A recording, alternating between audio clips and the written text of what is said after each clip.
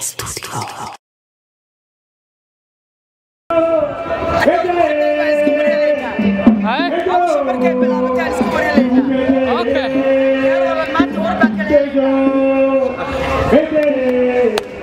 Met Nederland. Maar dan is het nu tijd om te vliegen naar Mogadishu. 1966, dat is het moment dat zij begon met zingen. Ze wordt gezien als een legende. Als je kijkt naar haar muziekstijl, dan zou je kunnen zeggen dat het een mix is van jazz, soul, Somalische invloeden en ook Arabische invloeden. Den Haag, African Festival. Are you ready? Are you ready? Den Haag, African Festival, please show all your great and vibing loving on this beautiful sunny day for Marjan Marshall.